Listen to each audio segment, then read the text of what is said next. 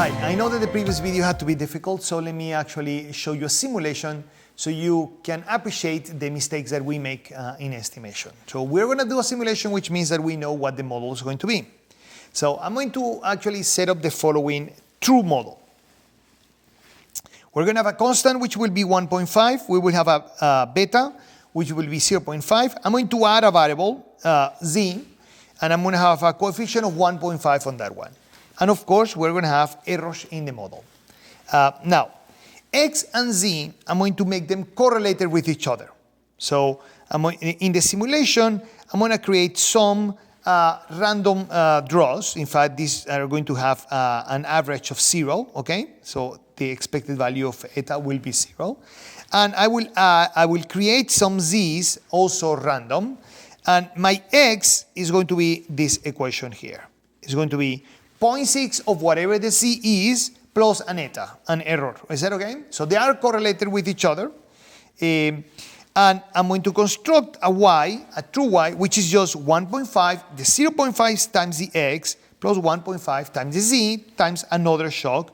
By the way, I'm going to make the errors of epsilon equal to 0, the expected value. And in fact, I'm going to make all the correlations 0 here. So the correlation or the covariance between x and epsilon, the covariance between z and epsilon, they're all 0, and the covariance between z and eta is 0. Of course, the covariance between x and eta is not 0, because x is a function of eta, but the point is that all the relevant covariances are going to be 0. Oh, by the way, the covariance of epsilon and eta is also going to be 0. So all these guys and all the crossings are going to be 0, but z and x are correlated, and we want to see what happens in a regression. So I'm going to create a data.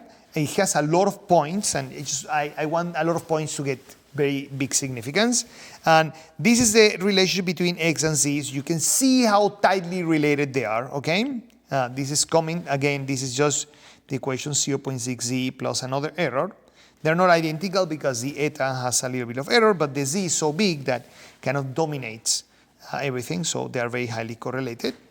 And I want to run a regression. Now, when I run the regression, this has two variables, and we will see multivariate regression soon. When I run the regression, look that we actually recover the true coefficients. I mean, it's not exact, but they are very well estimated, and they're very close to the real ones. So the constant should be 1.5, the beta should be 0.5, and the gamma should be 1.5. So these numbers are remarkably close. And again, I have a lot of observations, so I was expecting to get very good estimates and to be very close. And I constructed all the residuals such that this regression will recover the true model. So let's assume that now we're not going to estimate the true model. Imagine that we don't observe z. In fact, what would be an example of that? So imagine that y is income,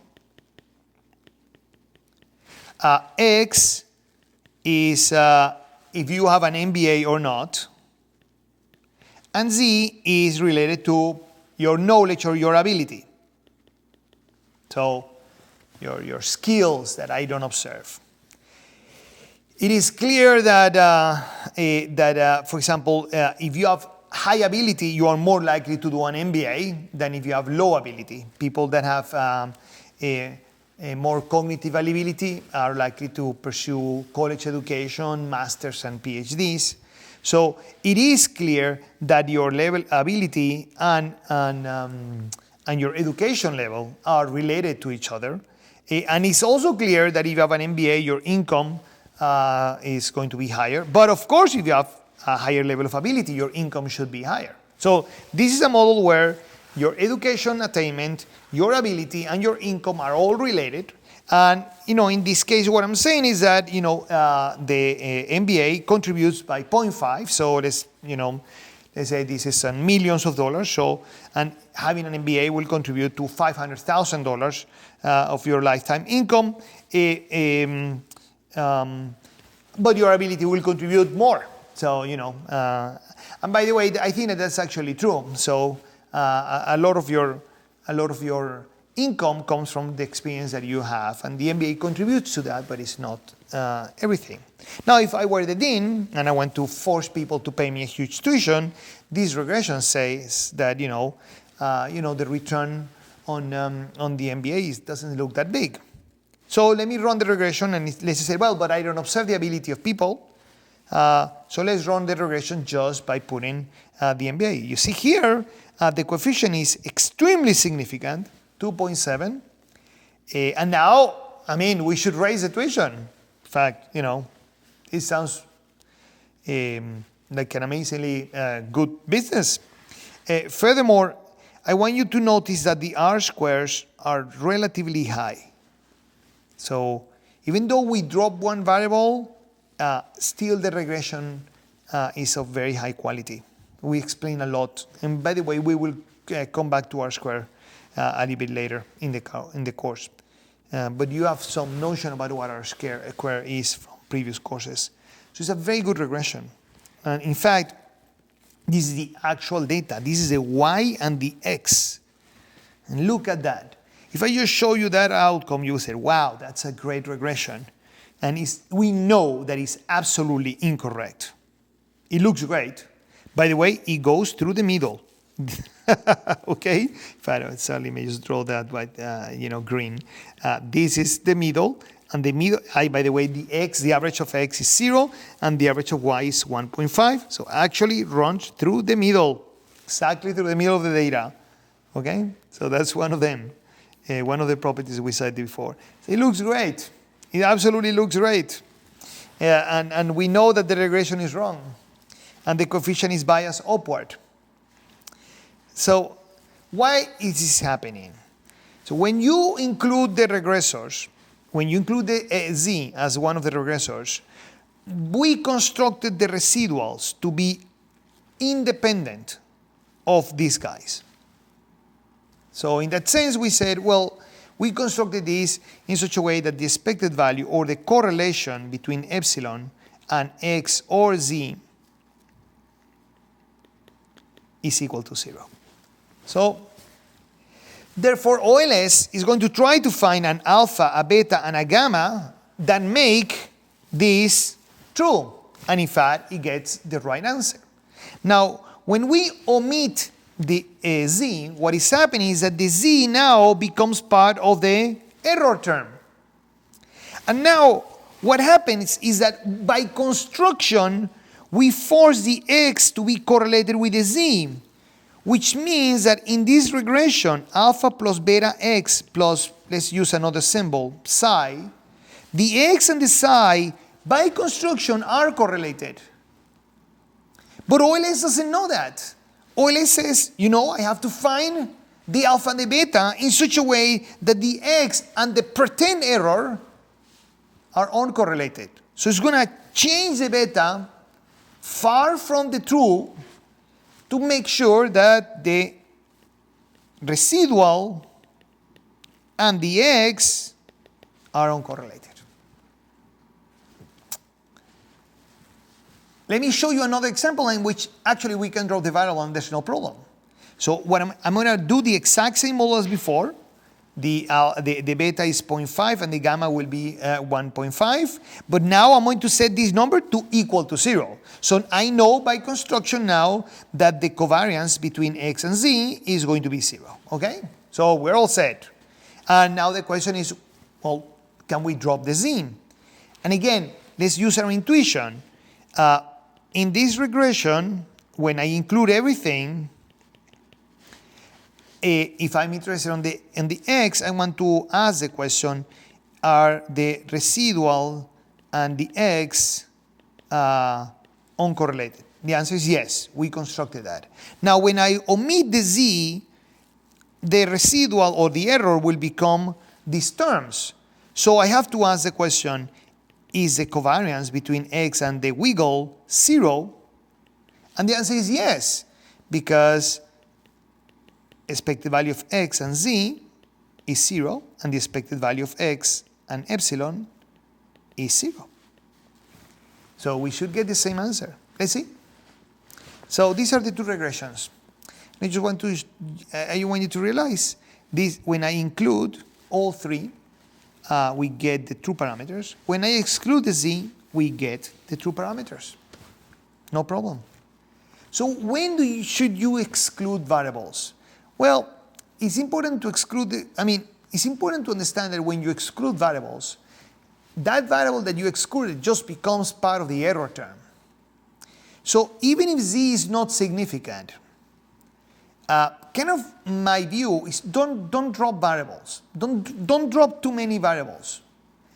If by any chance you think that there's a possibility that x and that variable will be correlated, don't drop them, because that will increase the bias in your regression.